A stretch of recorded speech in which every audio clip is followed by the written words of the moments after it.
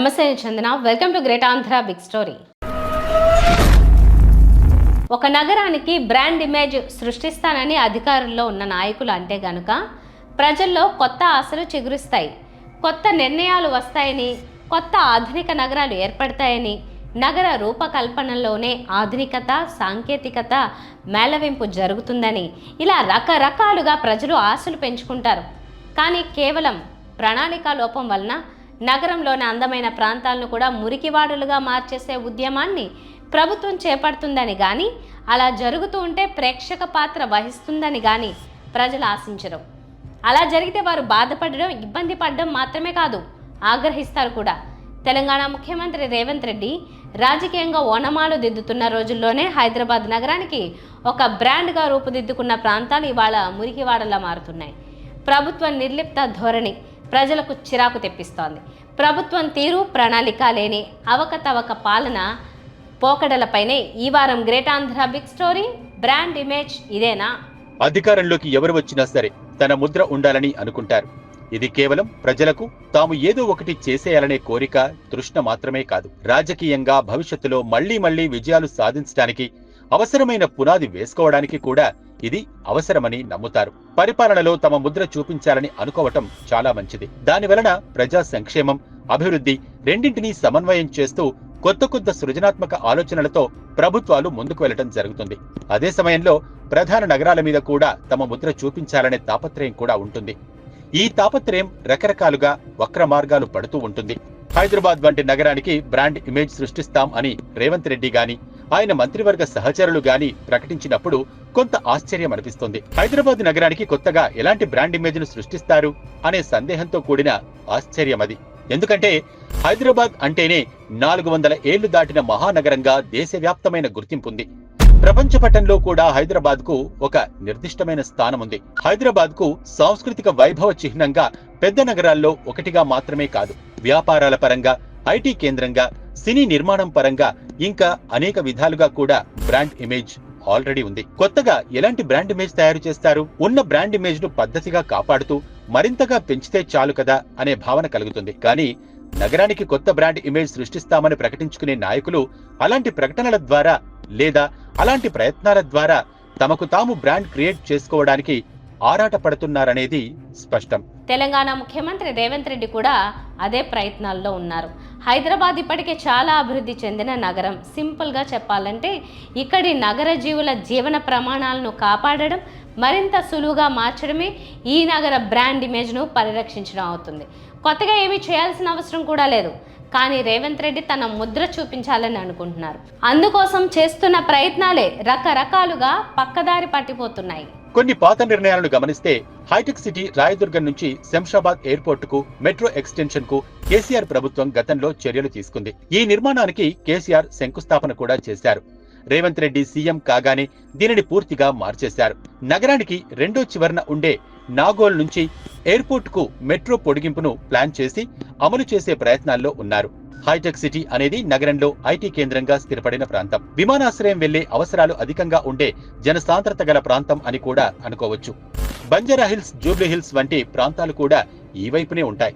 కానీ ఇదేమీ పట్టించుకోకుండా నాగోల్, ఎల్బీ నగర్, చాంద్రాయనగుట్ట, మైలార్దేవుపల్లి ప్రాంతాల మీదుగా మెట్రో పొడిగింపును ఎలా అర్థం చేసుకోవాలి? తన ముద్ర చూపించుకోవాలనే తాపత్రయం తప్ప ప్రజలకు నిజంగా ఉపయోగకరమా లేదా అనే దృష్టి ఉన్నట్టుగా కనిపించడం లేదు.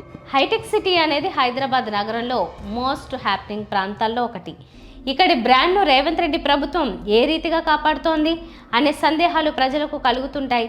ప్రధానంగా ఐటీ కార్యాలయాలు కిక్కిరిసి ఉండే హైటెక్ సిటీ ప్రాంతంలో పగలు పర్యటిస్తూ ఉంటే, ఆ భవనాలను, అక్కడి కార్యాలయాలను గమనిస్తూ ఉంటే కొత్తగా వచ్చిన వారికి ఏదో విదేశాల్లో తిరుగుతున్నాం అనే భావన కలిగినా కూడా ఆశ్చర్యం లేదు. అంతగా ఈ ప్రాంతం అభివృద్ధి చెందింది. సక్సెస్ హ్యాస్ మెనీ ఫాదర్స్ అనే సామెత చందంగా ఇవాళ హైదరాబాద్ నగరంలో హైటెక్ సిటీ బాగా అభివృద్ధి చెంది ఉందంటే అందుకు అనేక మంది నాయకులు, అనేక పార్టీలు క్రెడిట్ తమదే అని క్లెయిమ్ చేసుకోవచ్చు. అంతా తమ ఘనతే అని ఎందరు క్లెయిమ్ చేసుకున్నా కానీ అభివృద్ధికి సానుకూల వాతావరణం సహజంగా లేని ఒక నగరంలో తలకిందులుగా తపస్సు చేసినా ఇలాంటి ఎవ్వరూ చేయలేరు అని కూడా గుర్తుంచుకోవాలి. ఏదో ఒక రీతిగా ఎవరో ఒకరి పుణ్యాన హైదరాబాద్ నగరం హైటెక్ సిటీ ప్రాంతం ఆధునిక తరపు అభివృద్ధికి ఆనవాలుగా ఎదిగిందని అనుకుందాం. మరి ఆ ఆధునిక నగరాన్ని, ఆ నగరానికి ఉన్న బ్రాండ్ ఇమేజ్ ను కాపాడుకోవటంలో ప్రభుత్వం ఎంత మేర సక్సెస్ అవుతోంది? ఈ ప్రాంత జీవుల బతుకు సవ్యంగానే సాగుతోందా? ఎంత దుర్లభంగా మారుతోంది? ఏ వేళల్లో ఎంతటి దురవస్థల పాలవుతున్నారు? వారి జీవితాల్ని సులువుగా మార్చడానికి ప్రభుత్వానికి ఏమైనా పట్టింపు ఉన్నదా లేదా అనేది కీలకమైన అంశం. చిన్న ఉదాహరణ తీసుకుందాం. హైదరాబాద్ హైటెక్ సిటీలో ఇనార్బిట్ మాల్ ప్రాంతం ఉంటుంది. ఆధునిక నగరంలో ఇదొక అద్భుతమైన ప్రాంతం. చుట్టూ ఐటీ కంపెనీలు, అత్యాధునిక నివాస సముదాయాలు వెలిసిల్లే ప్రాంతం. పగలంతా ఆ వాతావరణమే మనకు కనిపిస్తూ ఉంటుంది. పొద్దు వాలుతున్న కొద్దీ జీవితం దుర్భరంగా మారుతూ ఉంటుంది. కేవలం ట్రాఫిక్ నగరం ఒకటే కాదు, నిజానికి ఈ ప్రాంత ట్రాఫిక్ను క్రమబద్ధీకరించడానికి నిత్యం ప్రయత్నాలు జరుగుతూనే ఉన్నాయి కూడా. కానీ సాయంత్రం దాటుతున్న కొద్దీ అసలు రోడ్లు అనేవే కనిపించవు. అక్కడ ప్రతి రోడ్డు మీద స్ట్రీట్ ఫుడ్ దుకాణాలు వెలుస్తుంటాయి. ఈ ప్రాంతంలో వందల దుకాణాలు సాయంత్రం వెలిసి తెల్లవారేసరికల్లా మాయం అవుతాయంటే చాలా తప్పు చెప్పినట్టు. హైటెక్ సిటీ మొత్తం ప్రాంతంలో వేల దుకాణాలు వెలుస్తుంటాయని అన్నప్పటికీ అతిశయోక్తి కాదు.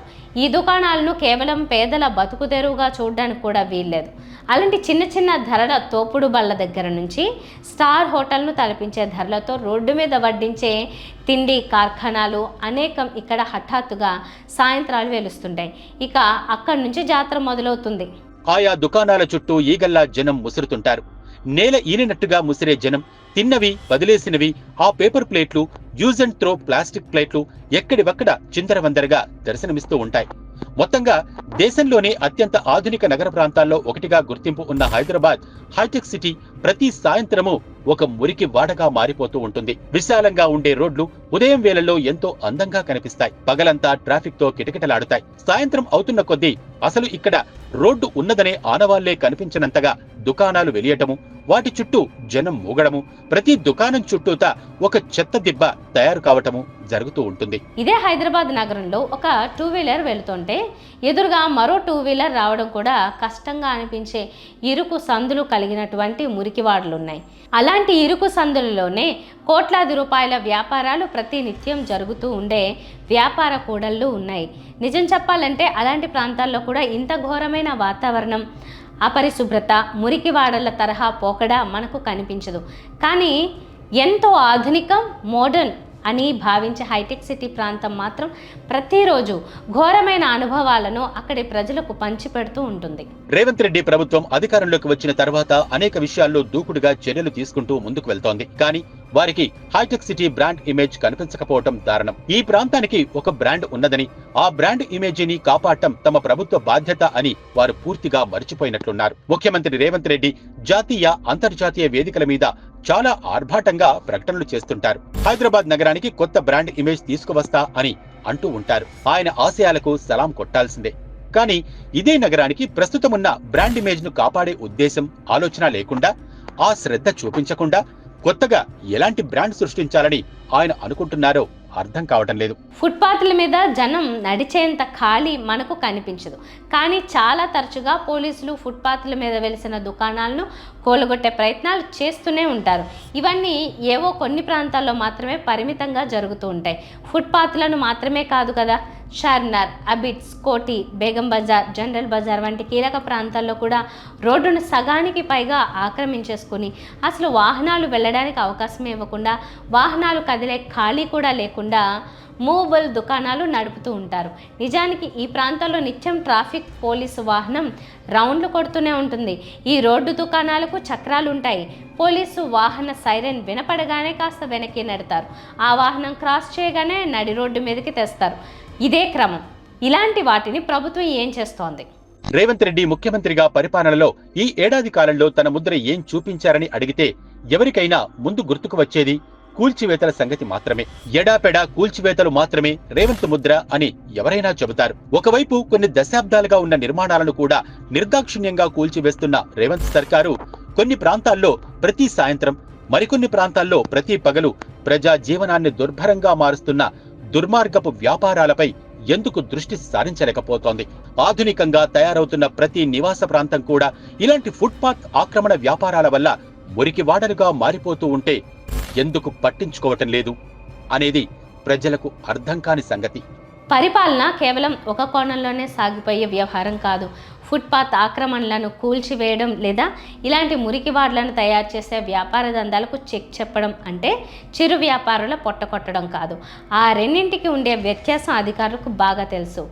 ఎక్కడికక్కడ ప్రభుత్వ వర్గాలు ప్రలోభాలకు గురి కాకుండా చిత్తశుద్ధితో పనిచేస్తే బాగుంటుంది. హైదరాబాద్ నగరానికి కొత్త బ్రాండ్ ఇమేజ్ సృష్టించడం తర్వాత ముందు ఉన్న బ్రాండ్ ఇమేజ్ను పదిలంగా కాపాడడం ముఖ్యం.